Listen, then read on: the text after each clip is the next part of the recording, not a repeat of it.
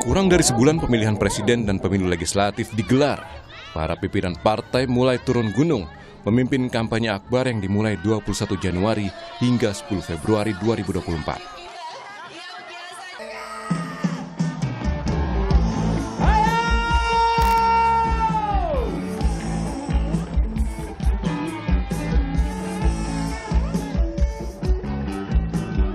Ketua Umum PDI Perjuangan Megawati Soekarno Putri berjoget bersama vokalis grup band Slank, Kakah, saat kampanye akbar untuk pemenangan Ganjar Mahfud di lapangan Tegalega, Bandung, Jawa Barat.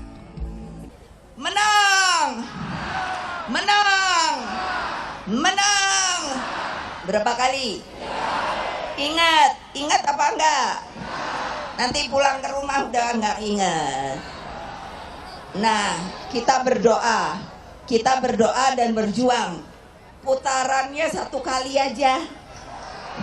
Bisa apa enggak 1 kali? Benar nih.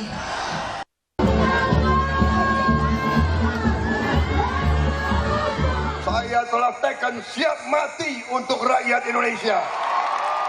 Capres nomor urut 2 yang juga Ketua Umum Partai Gerindra, Prabowo Subianto, mulai kampanye akbar di Majalengka, Jawa Barat. Prabowo bertekad mengabdikan sisa hidupnya untuk rakyat Indonesia. Dengan segala kebaikan yang diberikan, saya juga diberi rezeki, saya diberi kebaikan. Karena itu saya bertekad sisa hidup saya untuk rakyat Indonesia. Dari saat saya masih remaja, saya sudah sumpah memberi segalanya untuk rakyat saya, untuk rakyat Indonesia. Inilah sosok inspiratif kita yang biasanya kita lihat. Sementara itu Surya Paloh, pimpinan tertinggi Partai Nasdem yang mengusung Anies Mohaimin, mulai kampanye di Lombok Timur, Nusa Tenggara Barat. Surya Paloh menekankan agar pemilu dapat berjalan jujur, adil, dan bermartabat. Artinya bagaimanapun kita menempatkan kepentingan stabilitas nasional kita. Tapi secara hal-hal lain, walaupun kita memang ada hati panas, saya harapkan supaya kepala tetap dingin ya. Pak Surya Paloh. KPU memberikan kesempatan yang sama untuk parpol dan capres-cawapres untuk berkampanye. Khusus kampanye akbar, peserta pemilu bisa melaksanakannya di lapangan, stadion, alun-alun, dan tempat terbuka lainnya. Tim Liputan, Kompas TV.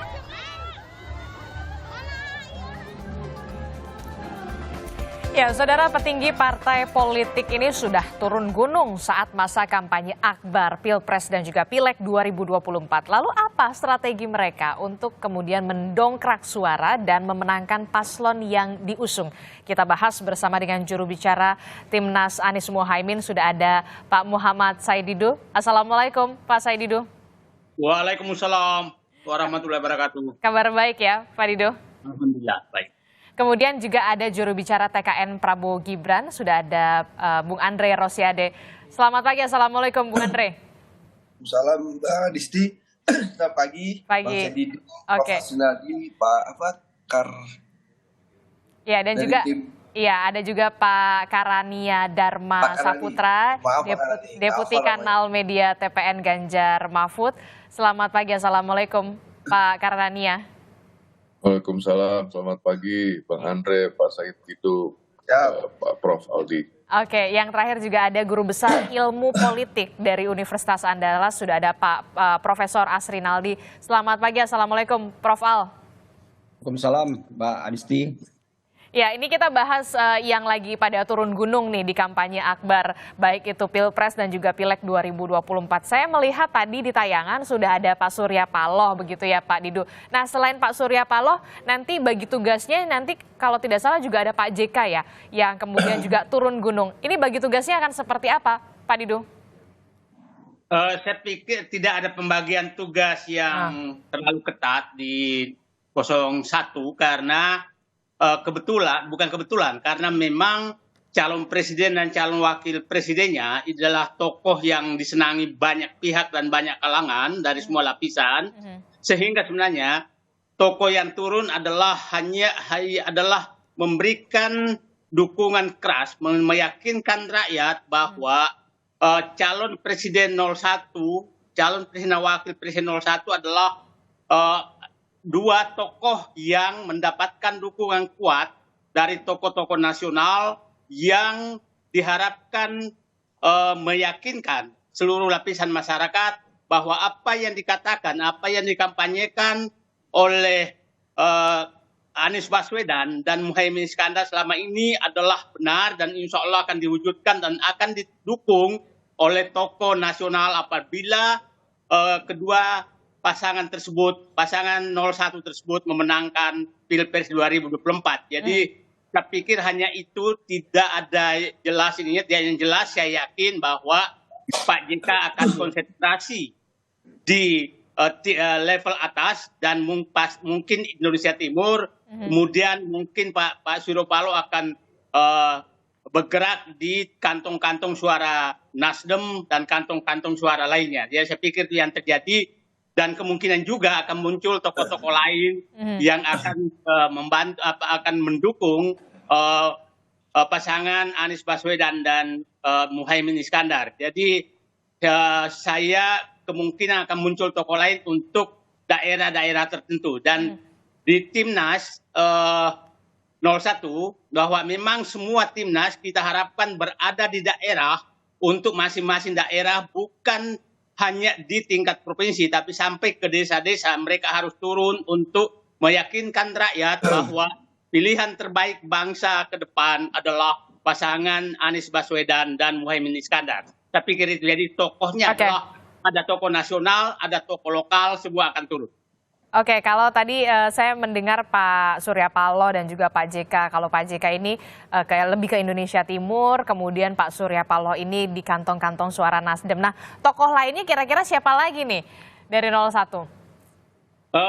Kita sedang menyusun jadwalnya dan menunggu siapa yang akan diturunkan. Tapi yang pasti semua tokoh-tokoh yang ada di Timnas itu sudah kita minta berada di daerah. Jadi bukan berada di samping Pak Anies, tapi berada di daerah masing-masing untuk menemui rakyat.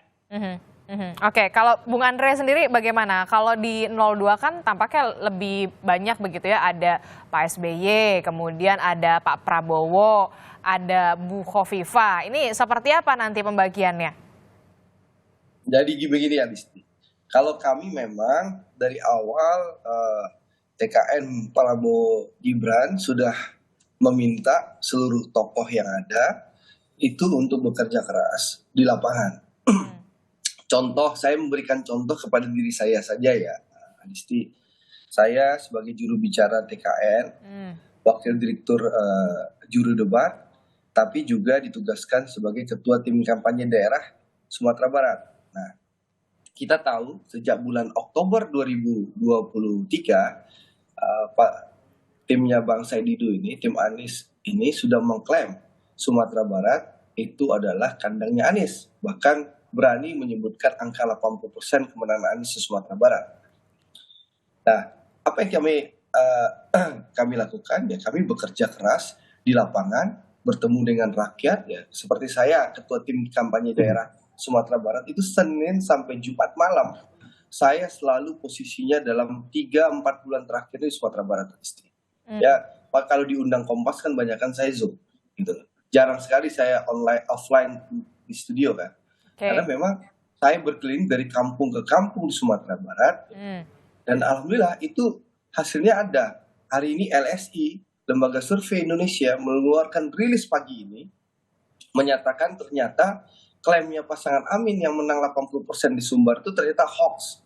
Di mana Prabowo Gibran dinyatakan unggul hari ini di Sumatera Barat oleh LSI dengan angka 49,8%, sedangkan pasangan Anies itu hanya 42,1% dan pasangan Mas Ganjar itu hanya 4% sekian.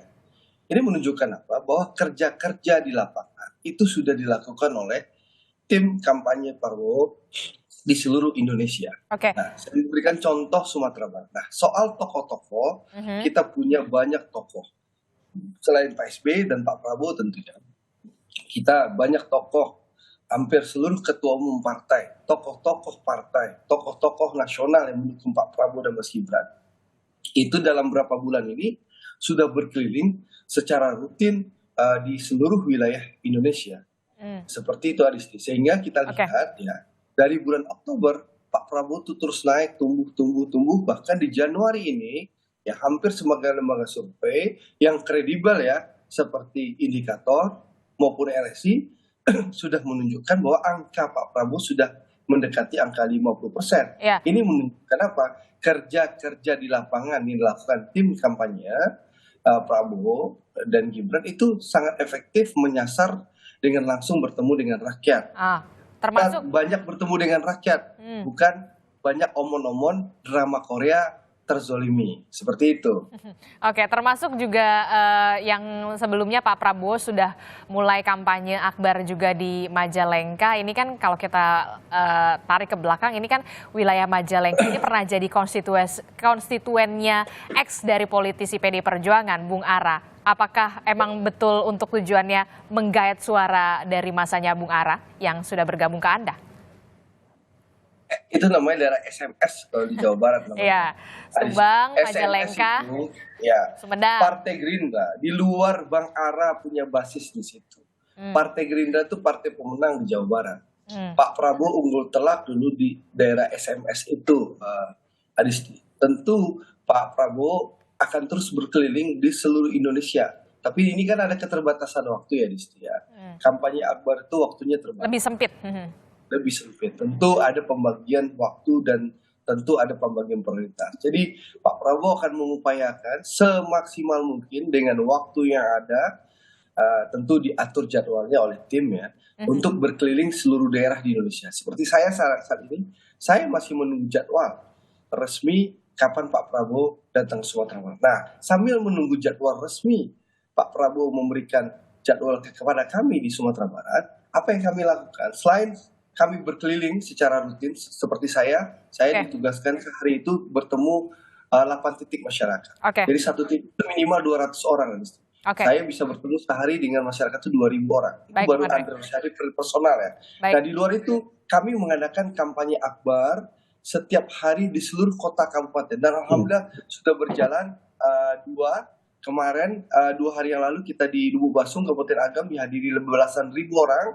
Ya. Tadi malam kita adakan di Pasaman Barat, itu alhamdulillah belasan ribu orang. Ini tingkat kota kabupaten saja, tidak ada tokoh nasional, hanya dihadiri oleh caleg-caleg kami, gitu kan.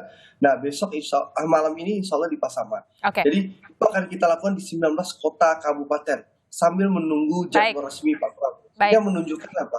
Masyarakat meskipun tokoh nasionalnya, lalu bintang filmnya Prabowo atau Mas Gibran belum datang, tapi kampanye akbar tetap berlangsung. Baik. Kita laksanakan. Alhamdulillah 15.000, 20.000 orang yang hadir. Seperti itu. Ini menunjukkan dukungan masyarakat real, bukan omon-omon itu. Baik Bung Andre. Pak Kara, kalau dari Paslon 03 sendiri, tokohnya kemudian yang sudah kita lihat Bu Mega ini sudah turun gunung begitu ya. Baru kemarin selamat ulang tahun juga untuk Bu Mega yang ke-77. Nah, apakah terus akan hadir di kampanye akbar, Pak Kara? Ya, terima kasih Mbak Disti. Pertama begini, saya kira di pasangan Ganjar Mahfud, kami sebetulnya sudah merencanakan semua pergerakan dari kedua pasangan kami ini sudah sejak 28 November. Jadi sampai sekarang sudah bergerak ke hampir 200 titik. Jadi mekanisme pergerakan dirancang berdasarkan kekuatan masing-masing daerah dan basis berdasarkan dari kedua paslon ini. Lalu kemudian peranan Bu Mega, ketua partai dan tokoh-tokoh lain itu sebetulnya merupakan pelengkap dan pendukung gitu ya. Nah, tetapi yang ingin kami garis bawahi sebetulnya lebih dari tokoh-tokoh di level nasional. Untuk pasangan Ganjar Mahfud justru yang terpenting adalah juga menampung aspirasi dari bawah, dari lokal. Karena itu mungkin yang menjadi pembeda gitu bisa dilihat kalau di kampanye-kampanye di Ganjar Mahfud, kami justru berusaha menampilkan aspirasi dari bawah. Karena itu banyak sekali video-video maupun aspirasi dari yang disuarakan adalah bukan hanya dari atas tetapi justru dari kalangan rakyat dari yang paling bawah. Nah itulah karena itu kami mengambil tema untuk kampanye Akbar ini. Temanya sama, mulai dari tanggal 21 Januari sampai 10 Februari nanti, dengan tema hajatan rakyat, yaitu harapan jutaan rakyat. Nah itu yang pertama Mbak Disti. Lalu kemudian yang kedua, sebetulnya perlu dicatat mungkin dunia politik saya kira sekarang semakin modern. 10-15 tahun yang lalu alat ukur utama memang survei ya. Tetapi sekarang saya kira berkembang metode lain yang seiring dengan penetrasi teknologi digital begitu dalam, penetrasi medsos begitu dalam. Sekarang kalau dari data kami hampir 180 juta dari masyarakat Indonesia sudah terpapar bukan hanya satu platform tapi berbagai platform, apalagi platform messenger. Media sosial. Nah dari situ kita bisa lihat bahwa kita tidak hanya bisa melihat dari survei, tetapi dari metode yang berbasiskan teknologi digital sebagai alternatif untuk melihat efektivitas dari kampanye. Nah, karena itu kami melihat bahwa berdasarkan metode alternatif ini, kami melihat dari pergerakan Mas Ganjar yang begitu masif ke bawah, apalagi didukung dengan kemarin seperti Bu Mega di Bandung. Saya kira kita melihat ada sebuah gambaran di lapangan yang kelihatannya agak berbeda dengan berbagai hasil survei konvensional yang selalu tertinggal 5 minggu dari apa yang terjadi di lapangan. Jadi menurut Anda dengan turunnya Bu Mega ini sangat berpengaruh begitu ya Pak Kara ya? Sedikit banyaknya pasti berpengaruh. Nah Pak Kara, yang kemudian juga menjadi hangat baru sekali diperbincangkan adalah soal pernyataan Pak Mahfud semalam ini, rencana akan mundur dari kabinet Pak Presiden Joko Widodo begitu sebagai Menko Polhukam, tapi menunggu momentum. Apakah kemudian kampanye di waktu yang sempit ini kemudian menjadi satu alasan dari Pak Mahfud ini supaya all out, kemudian harus mundur dari kabinet? Ada pengaruhnya? Itu salah satunya, tetapi sebetulnya alasan utamanya saya kira ini adalah sebuah kegelisahan moral ya. Saya kira sebuah, mungkin kalau boleh dikatakan sebuah protes dan kritik moral. Prof. Mahfud saya kira ini kemarin sudah disampaikan, keputusan mundur ini sebetulnya sudah firm, tinggal menunggu waktu yang tepat karena tentu tidak bisa langsung mundur begitu saja karena posisi beliau sebagai Menko Polhukam. Tetapi yang ingin disampaikan, Prof. Mahfud selama ini berusaha dan sudah bersepakat dengan Mas Ganjar bahwa meskipun beliau tetap masih menjadi seorang pejabat publik sebagai Menko Polhukam, tetapi beliau betul-betul ingin menghindari adanya konflik kepentingan. Sehingga dari sisi kami itu selalu dengan sebenar-benarnya selalu berusaha dihindarkan adanya penyalahgunaan fasilitas negara untuk kepentingan kampanye. Nah, apalagi yang dihindari seperti yang kita lihat sekarang, kita sangat prihatin bagaimana seperti misalnya bansos yang betul-betul berasal dari anggaran negara, itu dipolitisasi dan dipersonifikasi. Seolah-olah kalau tidak memilih paslon tertentu, tidak mendapatkan bansos. Bansos adalah milik person tertentu. Nah, ini yang saya kira sangat menjadi latar belakang dari Prof. Mahfud gitu. Karena itu Prof. Mahfud semacam memberikan pesan moral, kritik moral, protes moral gitu bahwa ayolah kita kembalikan ya kan bahwa ini jangan terlalu jauh. Saya kira ada banyak hal sudah terlalu jauh, sudah sangat melampaui batas di mana fasilitas negara disalahgunakan.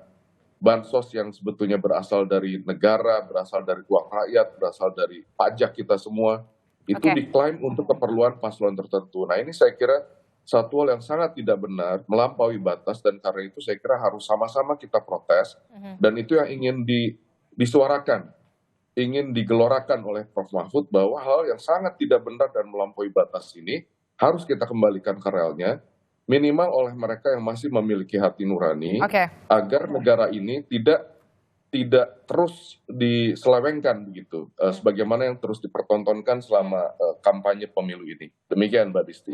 Anda sepakat Pak Didu soal ini? Saya kebetulan kami mengalami banyak sekali hal di lapangan, termasuk yang itu tadi adalah serangan lembut serangan yang keras, lebih banyak yang kami alami, izin kadang-kadang langsung dicabut. Nah, sehingga kami dari tim 01 sebenarnya ini sebagian besar timnya ini memang ada di lapangan. Saya sebagai contoh, saya kemarin 2 hari lalu mutar di Sulawesi Selatan tuh 300 km dalam 1 hari untuk memberikan dorongan ke bawah, dan saya menemukan betul bahwa tekanan terhadap orang yang berbeda pilihan dengan penguasa sekarang itu tinggi sekali. Contohnya? Sehingga kami sekarang memiliki namanya strategi 110. 110 maksudnya apabila ada satu orang dari pendukung 01 yang ditekan atau diintervensi oleh penguasa lewat Babinsa, lewat Babin Kantipmas, lewat lurah, maka kami minta 10 orang mendatangi dan memprotes terhadap tekanan tersebut. Karena kalau tidak dilawan, ini menjadi demokrasi akan rusak dan akan mematikan semua aspirasi rakyat karena tekanan semakin tinggi dan itu semakin hari semakin terbuka, sehingga saya hanya mengingatkan kepada penguasa kurangi tekanan karena kami yakin akan muncul perlawanan rakyat. Mungkin teman kami di 03 juga menghadapi hal yang sama, sehingga menurut kami bahwa ini perlu kebersamaan menyelamatkan demokrasi. Dan di tim 01 itu memang sebagian besar militansinya itu ada di relawan dan partai politik bersama turun ke bawah untuk intinya bahwa demokrasi harus selamatkan sehingga rakyat betul-betul berdaulat. Betul-betul berdaulat itu tujuannya, sehingga memang butuh perubahan. Itu tema yang kami sedang bawa dan kami juga sedang menyiapkan bahwa karena ada pihak yang sudah sangat bernafsu satu putaran, maka kami harus mengantisipasi jangan sampai ada pemaksaan satu putaran tersebut. Tapi itu kita juga sudah antisipasi dengan insya Allah akan menyiapkan betul-betul pasukan pasukan yang harus berteriak apabila terjadi kecurangan, mulai TPS, kelurahan, kecamatan dan seterusnya. Itu kami harus siapkan karena kami sekarang 01 berpendapat bahwa sekarang kita tidak ada tempat mengadu kecuali adalah tangan sendiri menyelesaikan persoalan yang kita hadapi. Baik. Itu, Mbak.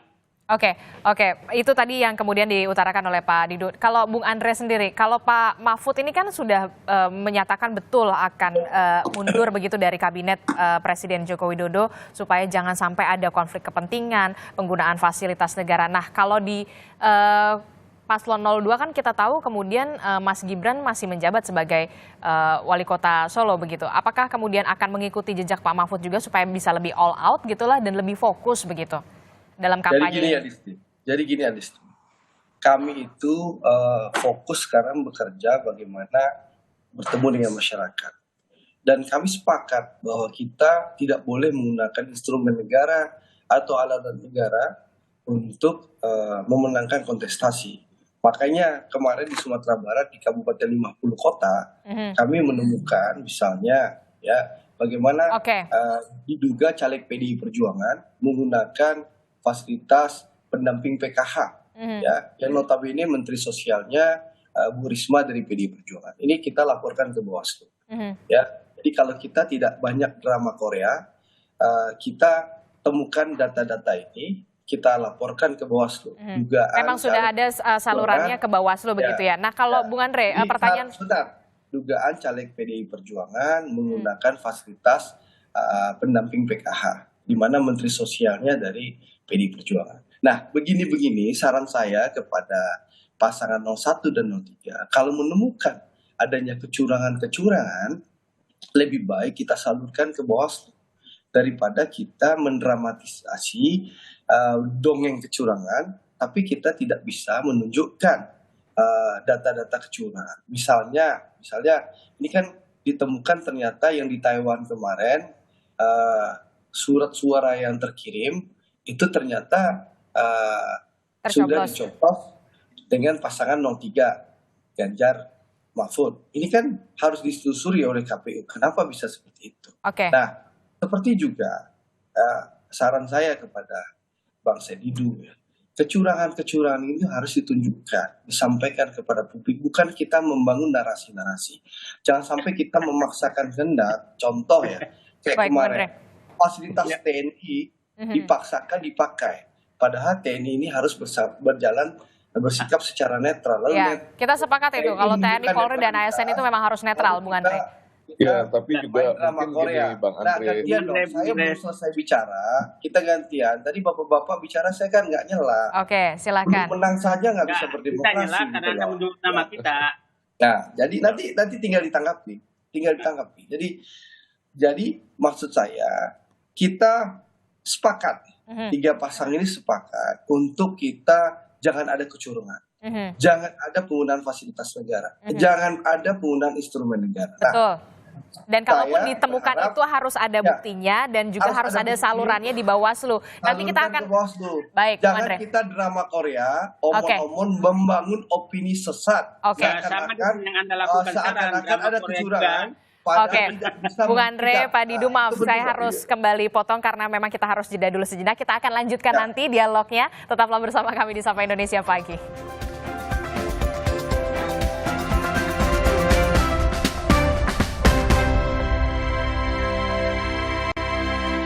Terima kasih Anda masih bersama kami di Sapa Indonesia Pagi. Saudara masih bersama dengan Prof. Al dari Universitas Andalas, kemudian juga ada Bung Andre Rosiade, kemudian juga ada Pak Kara dan juga Pak Said Didu. Saya melanjutkan singkat saja Bung Andre. Nah tadi kan Prof. Mahfud ini sudah bilang katanya mundur supaya tidak ada konflik kepentingan, tidak ada penyalahgunaan kewenangan. Tidak mau ikut jejaknya Prof. Mahfud. Ini Pak Prabowo sama Mas Gibran. Sebentar Adisti, mohon maaf. Saya kan di lapangan ya. Sampai tengah malam, dari pagi sampai tengah malam. Oke. Nah, saya bertanya, apakah betul Pak Prof. Mahfud sudah mundur atau belum? Saya dengar rumors. Sudah ada nggak pernyataan resmi Pak Mahfud? Sudah semalam Saya kira kemarin, ini Bang ya, Andre mungkin dan ini akan dikomunikasikan belum betul update, kalau tidak salah ya Pak Kara? Nah, Iya. Saya pengen tahu dulu karena saya baca dinyatakan secara resmi di depan salah satu program yang memang merupakan program Prof. Mahfud ini saya sedang bersama beliau di Semarang. Terus secara tegas beliau menyatakan bahwa memang beliau sudah pasti mundur. Nah, tinggal kan tentu mundurnya itu harus melalui mekanisme tertentu. Kan tidak bisa langsung malam itu juga mundur, tapi beliau pasti mundur karena itu tadi melihat seperti yang tadi ini menanggapi Bang Andre bahwa ini bukan cuma omon-omon ini Bang Andre, kan kemarin aja Kementerian Pertahanan untuk colongan tiba-tiba ngepost loh, kok ngepostnya di medsosnya Kementerian Pertahanan ada hashtag gitu loh Bang Andre, jadi ini bukan omon-omon gitu. Nah karena itu kami berharap ayolah Pak Prabowo, Pak Gibran gitu kan, kalau memang komitmennya sama nih. Jangan menggunakan instrumen negara, jangan mempolitisasi bansos, jangan mengklaim bansos yang merupakan uang negara untuk keperluan Prabowo Gibran gitu kan. Kan nggak boleh, tadi kan Bang Andre saya kira kita semua sepakat. Nah, karena saya itu, sepakat. Ya, silakan Bung Andre. kan Bang Andre sepakat ini. Nah, karena itu silakan saya kira Bung Andre. teladan dari Prof. Mahfud ini sebaiknya juga diikuti oleh Pak Prabowo, Pak Gibran kan gitu. Sehingga saya kira kita semua bisa semakin yakin bahwa pemilu ini bisa berlangsung jujur dan adil. Dan tidak cuma omon-omon tanpa adanya intervensi atau penyalahgunaan fasilitas negara. Bung Andre, silakan singkat saja. Mau mengikuti jejaknya atau enggak, Prof. Mahfud?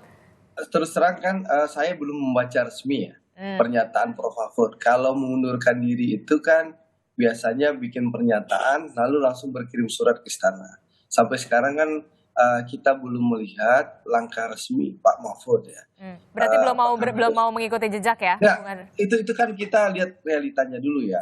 Nah, soal apakah Pak Prabowo dan Mas Gibran akan mundur, tentu sekali lagi saya tegaskan, Pak Prabowo dan Mas Gibran tidak melanggar satupun aturan konstitusi kita. Ya, karena memang sudah diatur.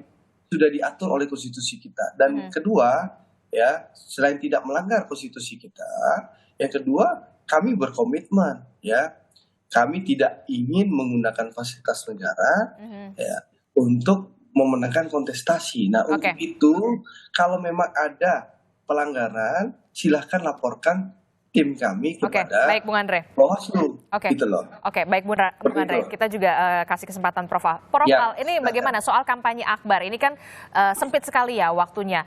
Tinggal bisa dikatakan tinggal beberapa pekan lagi begitu. Nah, seberapa pengaruhkah kemudian sosok tokoh ini di masing-masing kubu ini bisa mendongkrak suara, termasuk juga kemudian yang dilakukan oleh Prof. Mahfud semalam yang sudah menyatakan memang akan menunggu momentum untuk mundur dari kabinet Presiden Joko Widodo. Seberapa besar pengaruhnya terhadap elektoral?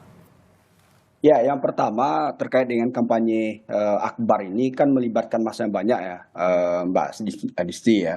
Nah, persoalannya adalah bahwa yang datang ke kampanye akbar ini bisa kita petakan juga gitu. Pertama adalah orang yang bisa dimobilisasi dan itu perlu logistik yang banyak itu menghadirkan ya, dengan melihat konstruksi cara pikir masyarakat Indonesia yang sebenarnya tidak semuanya juga tertarik dan paham dengan politik yang bicara yang konsep yang tinggi itu ya. Jadi mereka datang itu karena dimobilisasi, itu yang pertama. Nah yang kedua, memang kalau dilihat apakah ini signifikan mempengaruhi pilihan masyarakat, menurut saya ini juga sangat bergantung pada kategori pemilihnya gitu. Jadi memang ada yang masih swing voter, tinggal untuk meyakinkan diri mereka untuk bisa menentukan siapa calon yang dipilih dalam pemilu 2024 mendatang. Nah persoalannya adalah yang swing voter ini kan perlu keyakinan diri ini. Kecenderungan orang itu melihat atau memilih kepada yang menang, pasti seperti itu gitu. Jadi kalau masanya banyak, mereka meyakini bahwa oh ini sepertinya mendapat dukungan itu. Walaupun sebenarnya tidak seperti itu ya, tapi kan ada persepsi orang mengatakan oh kalau seperti ini yang saya pilih. Nah jadi memang itu juga mempengaruhi, tapi tidak signifikan karena sudah banyak. Tadi dari data Bung Andre tadi mengatakan tinggal 3-5% yang belum memutuskan gitu. Nah swing voter ini kan termasuk dalam konteks yang sudah memutuskan tapi bisa berpindah. Nah, saya nggak tahu berapa angka persentasenya, itu Bung Andre lebih tahu itu. Nah, kalau seandainya swing voter ini tidak bisa diyakinkan, dia bisa berpindah. Nah, yang kedua, barangkali undecided voter. Nah, undecided voter ini kan mau meyakinkan dirinya. Ya mungkin seminggu menjelang pemilu nanti baru diyakinkan. Pertama dilihat dalam konteks kemampuan dan kapasitas calon presiden. Yang kedua, apakah benar dia mendapat dukungan yang banyak. Jadi saya pikir tidak terlalu signifikan juga kampanye akbar ini gitu. Malah justru memerlukan logistik yang banyak, mesin politik yang memang harus diturunkan karena membawa massa yang saya pikir tidak sedikit gitu. Orang datang itu kan tidak dalam sukarela. Kita lihat kesukarelaan politik kita juga rendah gitu. Jadi perlu ada hadiah, perlu ada janji, perlu ada cenderamata, perlu ada uang. Ini juga gambaran dalam konteks politik kita hari ini gitu. Nah yang kedua mengenai apakah mundurnya Prof. Mahfud juga menggambarkan tentang politik kita yang memang baik ya.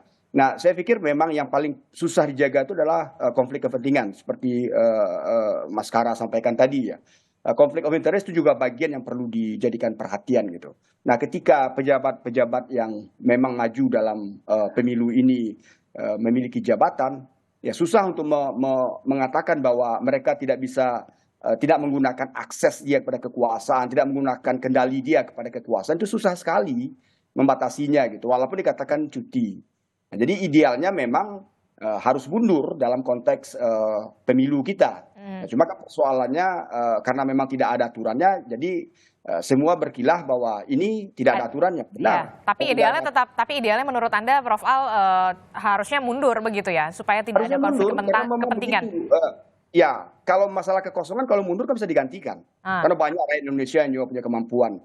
Nah, cuma karena aturan seperti Bung Andre sampaikan, ya juga memang harus kita pegang. Karena negara demokrasi kan negara yang sudah aturan. Karena memang aturannya memang sudah memperbolehkan begitu ya. Ya, memperbolehkan dengan cuti. Nah, ketika cuti itulah yang kita sulit untuk membedakan apakah ini memang menggunakan fasilitas negara atau tidak, atau menggunakan kekuasaannya untuk memobilisasi atau tidak. Ini sulit untuk kita identifikasi, Mbak Adisti.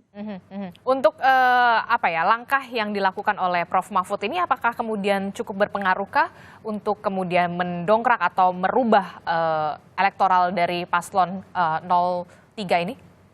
Ini kan himbauan moral sebenarnya. Pak Mahfud ini kan berusaha untuk menunjukkan bahwa beliau memperhatikan aspirasi masyarakat, kegelisahan masyarakat, sehingga ketika dia mundur itu akan mendatangkan simpati. Itu satu hal yang perlu kita pahami secara psikologis ya. Nah, cuma kan dalam 2-3 minggu saya pikir juga kerugian juga Prof Mahfud, karena memang kalau mau mundur dari awal dan semuanya mestinya harus mundur gitu. Tapi kalau sekarang mundur itu kan jadi persoalan juga bagi pasangan 03 ini karena waktunya tidak terlalu panjang lagi gitu. Nah ini penting menurut saya bahwa ini hanya sekedar menunjukkan bahwa beliau konsisten dengan nilai-nilai moral, dengan nilai-nilai politik yang memang menjaga netralitas, ya. Tapi apakah itu signifikan? Ya saya pikir tidak terlalu signifikan juga karena memang beberapa hari ke depan ini ya memang sungguh-sungguh menunjukkan perang yang sejati dalam konteks siapa yang mendapat dukungan dalam pilpres nantinya gitu. Pak Karang, katanya tidak terlalu signifikan nih kalau untuk elektoral. Ya saya kira begini, ini dari saya 2 poin ya. Yang pertama tentu ini buat kami, Mas Ganjar, Prof Mahfud, tentu ini bukan cuma sekedar soal menang kalah gitu ya, Prof Aldi ya. Saya kira termasuk saya kira banyak hal, termasuk saya sendiri, Mbak Disti. Saya kira saya juga terlibat begini karena terus terang didorong oleh keputusan MK gitu yang buat saya sudah sangat melampaui batas dan membuat kegelisahan dari banyak orang gitu kan. Itu yang pertama. Lalu yang kedua, sebetulnya makanya sekali lagi ini kami ingin mengajak bahwa di masa di era politik yang begitu modern ini, survei satu hal ya, tentu kita tidak bisa menafikan survei, tetapi ada instrumen-instrumen lain yang di dunia di negara-negara yang jauh lebih maju ini bahkan sudah menjadi instrumen utama untuk mengukur dampak dari masa kampanye atau pergerakan kampanye, yaitu tadi menggunakan big data, AI, dan kami menggunakan berbagai teknologi tersebut. Nah, yang ingin kami sampaikan tadi, meskipun niat utamanya adalah bukan ini di luar sekedar menang kalah, di luar soal pilpres gitu ya, tapi satu hal yang ingin saya sampaikan bahwa di era teknologi digital ini, menurut analisis big data kami, di mana kami menggunakan sentiment analysis yang begitu dalam, juga memanfaatkan teknologi AI, justru gerakan-gerakan moral dari Prof Mahfud ini juga Mas Ganjar, ya. Jadi menurut Anda jauh lebih berpengaruh begitu? Gerakan pragmatis itu justru menghasilkan sentimen positif yang paling tinggi. Jadi menurut big data kami, sentimen positif tertinggi sekarang bahkan sudah di atas 50%. Hampir 60% itu adalah di Mas Ganjar dan Prof Mahfud. Dan satu hal yang ingin saya sampaikan, bahwa sebagian besar ini justru didorong oleh anak-anak muda. Nah ini saya kira satu hal yang tentu sangat menarik, apakah ini nanti akan translated menjadi votes gitu ya. Nah apakah gerakan moral ini yang kami tangkap betul-betul real karena ini big data yang sangat besar.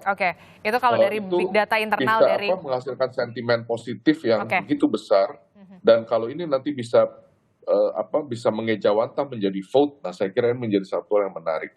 Di sisi lain, di debat kemarin apa yang dipertontonkan oleh, mohon maaf nih Mas Andre, Mas Gibran gitu ya, yang dalam tanda kutip mungkin agak merendahkan tokoh senior, tokoh bangsa seperti Prof Mahfud, itu sentimen negatifnya luar biasa besar. Bahkan itu menjadi trending di Twitter, di media-media sosial. Bagaimana kok seorang anak muda seperti Mas Gibran ini, baik yang di debat kemarin maksud Anda ya, melakukan sesuatu hal yang dinilai begitu merendahkan, begitu tidak menghormati tokoh nasional seperti Prof Mahfud dan Caimin. Pak Didu. Baik, Pak Didu, silahkan. Ada beberapa hal. Satu, saya setuju yang dikatakan Bung Andre bahwa melaporlah. Tapi fakta menyatakan Gibran saja sudah ditegur berkali-kali oleh KPU, selalu diulangi. Jadi kita kehilangan harapan kita melapor kemana saja. Karena cawapres saja ditegur setiap debat itu tetap jalan. Nah demikian juga laporan-laporan lain yang kita lakukan. Sehingga mohon maaf kalau digunakan cara sekaligus. Bung Andre menyelesaikan drama Korea, bukan. Menyampaikan kepada publik bahwa terjadi intervensi kekuasaan. Itu adalah sah, tidak dilanggar. Sambil melaporkan. Jadi, karena kita merasa tempat melapor agak tertutup, atau terlambat ditangani, maka sekaligus dua dilakukan. Menyampaikan kepada publik bahwa terjadi intervensi dan melaporkan. Jadi jangan hanya melaporkan, kami tidak sepakat. Nah, yang tadi Prof. Al, saya justru mungkin perlu membaca lagi bagaimana melihat dinamika perubahan swing voter sekarang dengan kemajuan teknologi. Ibu-ibu sekarang sambil masak di dapur itu mendengarkan TikTok, membaca semua, dan itu dinamikanya tinggi sekali. Nah, saya agak kecewa tadi, mohon maaf, biasanya merefer data itu kan bukan dari salah satu calon, tapi Prof. Al malah merefer ke datanya Andre bahwa tinggal 3-5%. Data kami tidak seperti itu. Makanya sekarang kami betul-betul harus turun ke bawah dan Pak Anies tetap melakukan kampanye di udara, desak Anies, TikTok, dan lain-lain, karena persepsi publik ternyata tiap hari, tiap saat bisa berubah. Setelah debat kemarin, berubah lagi semua. Setelah kemarin Cak Imin di debat pertama itu agak menghormati Gibran, kemarin keluar aslinya, maka berubah lagi semua. Jadi mohon Prof. Al, ini kita survei adalah metode lama dengan karakter pemilih lama. Sekarang karakter pemilih berubah dan saya pikir tukang survei sangat sulit melakukan survei sekarang karena perubahan sikap pemilih itu bisa berubah setiap saat. Sehingga kami betul-betul percaya bahwa tiap hari, tiap saat seluruh timnas Amin itu harus melakukan menyadarkan rakyat bahwa pilihan terbaik adalah pasangan Muhaimin Iskandar, Anies Baswedan dan Muhaimin Iskandar. Jadi saya pikir saya peneliti, saya paham statistik, dan saya guru statistik saya, Profesor Andi Hakim Nasution menyatakan statistik non parametrik seperti survei-survei itu jangan sama sekali gunakan apabila Anda belum mendekati sifat malaikat. Karena gampang sekali direkayasa. Baik. Semuanya masih dinamis, semuanya masih cair ya. Baik, begitu. Baik, Mbak Dido. Prof. Al, terakhir Prof. Al, bagaimana kemudian adu strategi yang memang harus dilakukan oleh ketiga paslon ini mengingat waktu yang begitu sempit, tinggal 20 hari lagi menjelang hari pencoblosan? Ya, sebelum saya jawab apa yang Mbak Adisi tanyakan, saya merujuk data 35% itu kan data yang diungkap ya. Barangkali Pak Didu, Pak Kara juga punya. Tapi yang ingin saya katakan, kalau memang 3-5% itu undecided, swing voternya lebih banyak lagi pastinya gitu. Nah, kalau dari Litbang Kompas sendiri 28,7% untuk undecided voters. Undecided voter berarti cukup besar itu. Jadi perbandingan nggak apa-apa Pak Sedidu. Saya pikir itu juga menjadi catatan bagi partai politik ya. Nah, yang kedua terkait dengan waktu yang terbatas ini.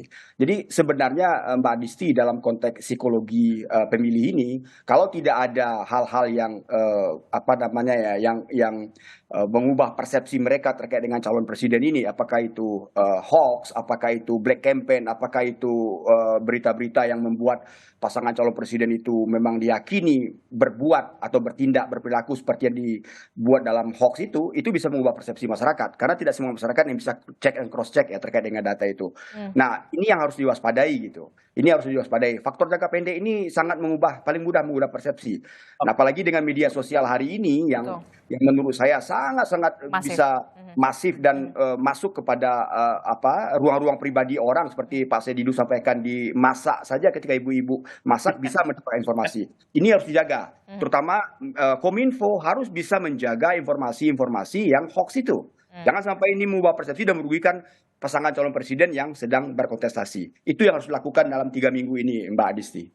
Jadi jangan sampai kemudian seperti pemilu sebelumnya begitu bertebaran hoax, tapi ini kemudian kita harus tetap belajar begitu ya dari pemilu-pemilu yang sebelumnya begitu, saring dulu baru sharing begitu ya. Nah, kita akan adu strategi itu nggak apa-apa lah ya untuk kampanye asal memang sesuai dengan aturan, dan yang pasti adalah kita sepakat mungkin bahwa yang dimenangkan itu hati rakyat begitu ya, Bung Andre, Pak Didu dan juga Pak Kara serta Prof. Al. Kita nanti akan dialog di kesempatan yang lain. Terima kasih Prof. Al, Bung Andre, Pak Didu dan juga Pak Kara. Terima kasih untuk waktunya.